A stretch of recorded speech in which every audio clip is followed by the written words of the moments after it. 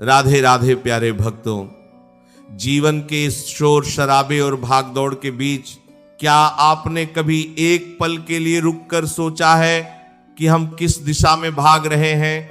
आज हर इंसान परेशान है, हर इंसान के भीतर एक अजीब सी बेचैनी है। हम सब कुछ पा लेना चाहते हैं, हम हर किसी को अपनी बात समझाना चाहते हैं, हम हर बहस को जीतना चाहते हैं और हर किसी की नजरों में खुद को सही साबित करना चाहते हैं। लेकिन क्या इस सब में हमने अपनी मानसिक शांति नहीं खो दी है? जरा सोचिए, जब कोई आपके खिलाफ कुछ बोलता है तो आप तुरंत भड़क जाते हैं, जब कोई आपकी निंदा करता है तो आप अपना सारा काम छोड़कर उसे जवाब देने में लग जाते हैं। पर आज मैं आपसे जो कहने जा रहा हूं वह आपके जीवन को देखने का नजरिया पूरी तरह से बदल देगा। सच्चाई यह है कि जितना तुम शांत रहोगे उतना ही अपने जीवन में सफल होगे। शांत रहने का मतलब यह बिल्कुल नहीं है कि आप कमजोर हैं या आपके पास शब्दों की कमी है। शांत रहने का अर्थ है कि आपने अपनी ऊर्जा को व्यर्थ के विवादों में बर्बाद करने से मना कर दिया है। आपने यह तय कर लिया है कि आपका मानसिक संतुलन किसी और के हाथ का खिलौना नहीं है, कि जब चाहे कोई आपकी तारीफ करे और आप खुश हो जाएं, और जब चाहे कोई आपकी बुराई करे और आप दुखी हो जाएं। भगवान श्री कृष्ण का पूरा जीवन हमें यही तो सिखाता है। आपने देखा होगा, श्री कृष्ण के चेहरे पर हमेशा एक सौम्य और शांत मुस्कान रहती है। परिस्थितियां चाहे कितनी भी विपरीत क्यों ना हो, युद्ध का मैदान हो, अपनों का विरोध हो या फिर कंस जैसे असुरों का षड्यंत्र, कान्हा कभी अपना धैर्य नहीं खोते। उनकी उस शांत मुस्कान में ही ब्रह्मांड की सबसे बड़ी ताकत छिपी है। इस बात को गहराई से समझने के लिए आइए एक बहुत ही सुंदर और ज्ञानवर्धक प्रसंग की ओर चलते हैं। एक बार की बात है, अर्जुन और भगवान श्री कृष्ण किसी घने जंगल के रास्ते से होकर कहीं जा रहे थे। दोपहर का समय था, सूरज आग उगल रहा था और दोनों को बहुत जोर से प्यास लगी। चलते चलते अर्जुन ने देखा कि कुछ ही दूरी पर एक छोटा सा सरोवर है। अर्जुन के चेहरे पर खुशी आ गई। उन्होंने कृष्ण से कहा, हे माधव, आप यहीं इस वृक्ष की छांव में विश्राम करें, मैं अभी हम दोनों के लिए उस सरोवर से मीठा जल लेकर आता हूं। कृष्ण मुस्कुराए और बोले, ठीक है पार्थ, तुम जाओ। अर्जुन तेजी से उस सरोवर की तरफ गए, लेकिन जैसे ही अर्जुन सरोवर के किनारे पहुंचे, उन्होंने देखा कि वहां से अभी अभी जंगली जानवरों का एक बहुत बड़ा झुंड दौड़ता हुआ गुजरा है। उन जानवरों के पैरों की वजह से सरोवर के नीचे की सारी मिट्टी और कीचड़ ऊपर आ गई थी। जो पानी कुछ देर पहले तक साफ था वो अब पूरी तरह से गंदा और पीने के अयोग्य हो गया था। सड़े हुए पत्ते और काई पानी की सतह पर तैर रहे थे। अर्जुन को बहुत निराशा हुई। वे खाली हाथ लौट आए और कृष्ण से बोले, माधव, उस सरोवर का जल पीने लायक नहीं है, जंगली जानवरों ने उसे पूरी तरह से गंदा कर दिया है, मैं कहीं और जाकर पानी की तलाश करता हूं। श्री कृष्ण ने अर्जुन को रोका और बड़े ही शांत स्वर में कहा, पार्थ, इतनी जल्दी हार मत मानो, हम बहुत दूर तक चल चुके हैं और आसपास कोई दूसरा जल का स्रोत भी नहीं है। तुम बस थोड़ी देर यहीं मेरे पास बैठो और प्रतीक्षा करो। अर्जुन समझ नहीं पाए, लेकिन वे कृष्ण की बात टाल भी नहीं सकते थे। कुछ समय बीत गया। करीब आधे घंटे बाद श्री कृष्ण ने अर्जुन से कहा, अब जाओ पार्थ और उसी सरोवर से हमारे लिए जल लेकर आओ। अर्जुन को लगा कि पानी तो गंदा ही होगा, लेकिन वे फिर भी गए। जब अर्जुन उस सरोवर के पास पहुंचे तो वे आश्चर्यचकित रह गए। जो पानी कुछ देर पहले कीचड़ से भरा हुआ था वह बिल्कुल शीशे की तरह साफ और पारदर्शी हो गया था। सारी मिट्टी धीरे धीरे सरोवर की सतह पर बैठ गई थी और शुद्ध जल ऊपर आ गया था। अर्जुन ने खुशी खुशी जल भरा और कृष्ण के पास ले आए। अर्जुन ने पूछा, प्रभु, ये चमत्कार कैसे हुआ? कृष्ण मुस्कुराए और बोले, ये कोई चमत्कार नहीं है पार्थ। जब पानी में हलचल थी तो कीचड़ ऊपर आ गया था। मैंने तुमसे सिर्फ कुछ देर शांत बैठने और प्रतीक्षा करने को कहा। समय के साथ पानी शांत हुआ और मिट्टी अपने आप नीचे बैठ गई। हमारा मन भी बिल्कुल इसी सरोवर की तरह है। प्यारे भक्तों, इस बात को अपने जीवन से जोड़कर देखिए। जब हमारे जीवन में परेशानियां आती हैं, जब कोई हमारा अपमान करता है या जब हालात हमारे खिलाफ होते हैं, तो हमारे मन के भीतर क्रोध, ईर्ष्या, तनाव और डर का कीचड़ ऊपर आ जाता है। उस समय हम जो भी फैसला लेते हैं वह गलत ही होता है, क्योंकि उस समय हमारा मन गंदा और अशांत होता है। हम गुस्से में कुछ ऐसा बोल देते हैं या कुछ ऐसा कर बैठते हैं जिसका पछतावा हमें जीवन भर रहता है। लेकिन अगर आप उस समय थोड़ा सा धैर्य रखें, अपनी प्रतिक्रिया तुरंत न दें और खुद को शांत कर ले, तो कुछ ही समय में आपके मन का सारा कीचड़ नीचे बैठ जाएगा। आपके विचार स्पष्ट हो जाएंगे और आपको सही रास्ता अपने आप नजर आने लगेगा। सफलता की सबसे पहली सीढ़ी यही है, विपरीत परिस्थितियों में खुद को शांत रखना। आज के समाज में हम रिश्तों की सच्चाई देखें तो क्या नजर आता है? परिवार में, पति पत्नी के बीच, भाई बहनों में या दोस्तों में अक्सर छोटी छोटी बातों पर दरार पड़ जाती है। क्यों? क्योंकि कोई भी चुप रहना नहीं चाहता। अगर सामने वाले ने एक शब्द कहा तो हम 4 शब्द सुनाने को तैयार बैठे हैं। हम भूल जाते हैं कि शब्द ऐसे बाण हैं जो एक बार कमान से निकल गए तो वापस नहीं आ सकते।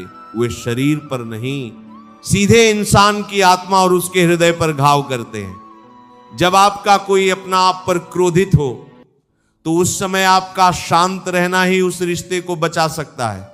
यह मत सोचिए कि चुप रहने से आप हार गए। नहीं, चुप रहने से आपने उस रिश्ते को जीतने का मौका दिया है।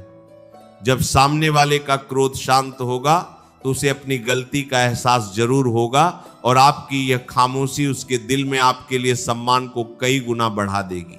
आपने महाभारत का वह प्रसंग तो सुना ही होगा जब भगवान श्री कृष्ण ने शिशुपाल की 100 गालियां सुनी थी। शिशुपाल भरी सभा में कृष्ण का अपमान कर रहा था। वह उन्हें कायर, ग्वाला और न जाने क्या क्या कह रहा था। सभा में मौजूद सभी पांडव क्रोध से कांप रहे थे। उनकी तलवारें म्यान से बाहर आने को बेताब थी। लेकिन श्री कृष्ण वे अपने स्थान पर बिल्कुल शांत बैठे थे और मुस्कुरा रहे थे। वे एक के बाद एक गालियां गिन रहे थे। क्या कृष्ण कमजोर थे? क्या उनमें शिशुपाल को उसी वक्त भस्म करने की शक्ति नहीं थी? बिल्कुल थी। लेकिन वे हमें यह सिखाना चाहते थे कि अपनी शक्ति का प्रदर्शन वहां मत करो जहां सामने वाला अपने ही अहंकार में डूबकर अपनी बर्बादी खुद तय कर रहा हो। उन्होंने तब तक धैर्य रखा जब तक समय नहीं आ गया, और जैसे ही शिशुपाल का पाप का घड़ा भरा, सुदर्शन चक्र ने एक पल में उसका अंत कर दिया। यही है शांति की ताकत। जब दुनिया आप पर उंगलियां उठाए, जब लोग आपके सपनों का मजाक उड़ाएं, तो उनसे लड़कर अपना समय और ऊर्जा बर्बाद मत कीजिए। उन्हें अपने शब्दों से नहीं बल्कि अपनी सफलता से जवाब दीजिए। आपका काम है कर्म करना, और कर्म शांति से ही किया जाता है। शोर मचाने वाले अक्सर खाली बर्तन की तरह होते हैं जो केवल आवाज करते हैं, लेकिन जिनमें गहराई होती है वे समंदर की तरह शांत होते हैं। आजकल लोग धोखा मिलने पर बहुत टूट जाते हैं। जब कोई अपना जिस पर आपने आंख मूंद कर भरोसा किया हो वो आपके पीठ में छुरा घोंपता है तो इंसान अंदर तक बिखर जाता है। दिल में एक आग सी लग जाती है कि मैं भी उससे बदला लूंगा, मैं भी उसे दिखा दूंगा कि मैं क्या हूं। लेकिन मेरे दोस्त, बदला लेना इंसानों का काम है, क्षमा करना और उसे उसके कर्मों पर छोड़ देना ईश्वर का काम है। जब आप बदले की आग में जलते हैं तो आप खुद को ही राख कर रहे होते हैं। उस धोखेबाज ने तो आपको एक बार धोखा दिया, लेकिन आप उसे याद करके उसके लिए नफरत पालकर खुद को हर रोज सजा दे रहे हैं, ऐसे समय में शांत हो जाइए, सब कुछ अपने भगवान के चरणों में सौंप दीजिए। कह दीजिए कि हे कान्हा, मेरी डोर अब तुम्हारे हाथ में है, मेरे साथ जो हुआ तुमने देखा है, अब मेरा न्याय भी तुम ही करोगे। यकीन मानिए, जब आप अपनी लड़ाई खुद लड़ना छोड़कर ईश्वर पर छोड़ देते हैं तो ईश्वर आपके लिए वह करते हैं जिसकी आपने कभी कल्पना भी नहीं की होगी। जो किस्मत और कर्म के विधान पर विश्वास करते हैं वे कभी किसी से शिकायत नहीं करते। वे जानते हैं कि जो हुआ वह पिछले किसी कर्म का फल था जो कट गया, और जो अब मैं धैर्य और अच्छाई के साथ करूंगा वह मेरे भविष्य को स्वर्णिम बनाएगा। सफलता कभी भी रातों रात नहीं मिलती, इसके पीछे कई रातों की नींद, कई दिनों का संघर्ष और एक अटूट विश्वास छिपा होता है। जब एक किसान खेत में बीज बोता है तो वह बीज रातों रात पेड़ नहीं बन जाता। किसान उसे बोकर मिट्टी से ढक देता है। वह बीज अंधेरी मिट्टी के नीचे बिल्कुल शांति में अपना संघर्ष शुरू करता है। उसे खाद, पानी और सूरज की रोशनी चाहिए होती है, लेकिन सबसे ज्यादा उसे समय चाहिए होता है। अगर किसान हर रोज मिट्टी खोद कर देखे कि बीज कितना बड़ा हुआ तो वह बीज कभी पनप ही नहीं पाएगा। इसी तरह आपके लक्ष्य, आपके सपने भी उस बीज की तरह हैं। उन्हें अपनी मेहनत से सींचिए, लेकिन हर पल परिणाम की चिंता में बेचैन मत होइए। अपनी योजनाओं का ढिंढोरा पूरी दुनिया में मत पीटिए। लोगों की नजर बहुत जल्दी लगती है और उनकी नकारात्मक बातें आपके आत्मविश्वास को तोड़ सकती हैं। अपने सपनों को एक रहस्य की तरह अपने दिल में छुपा कर रखिए और एकांत में बैठकर उन पर काम कीजिए। जितनी गहरी आपकी शांति होगी, आपकी सफलता का शोर उतना ही ज्यादा होगा। जीवन में ऐसे कई पल आएंगे जब आपको लगेगा कि सब कुछ खत्म हो गया है। व्यापार में घाटा हो सकता है, परीक्षा में असफलता मिल सकती है, नौकरी जा सकती है, या किसी प्रियजन का साथ छूट सकता है। उस वक्त दुनिया आपको ताने मारेगी। लोग कहेंगे कि हमने तो पहले ही कहा था कि ये कुछ नहीं कर पाएगा। ऐसे में अगर आप उनसे बहस करेंगे तो आप अपनी बची खुची हिम्मत भी हार जाएंगे। उस कठिन समय में गहरी सांस लीजिए, अपनी आंखें बंद कीजिए और अपने भीतर बैठे उस परमपिता परमात्मा को महसूस कीजिए। उनसे कहिए कि मुझे रास्ता दिखाएं। जब आप बाहरी शोर से कट जाते हैं तो आपको अपने भीतर से आत्मा की आवाज सुनाई देने लगती है। और आत्मा की आवाज कभी गलत नहीं होती, क्योंकि वह सीधा परमात्मा का ही अंश है। धैर्य और विश्वास दो ऐसे पंख हैं जो आपको किसी भी दलदल से निकालकर आसमान की ऊंचाइयों तक ले जा सकते हैं। इसलिए प्यारे भक्तों, आज से ही एक प्रण लीजिए। चाहे जीवन में कितनी भी आंधियां आएं, चाहे लोग आपकी कितनी भी बुराई करें, आप अपने भीतर की शांति को भंग नहीं होने देंगे। अपने मन के सरोवर में दूसरों की फेंकी हुई कंकड़ से हलचल नहीं मचने देंगे। अपनी कमियों को पहचाने, खुद पर काम करें, किसी से खुद की तुलना न करें। आपकी यात्रा आपकी अपनी है।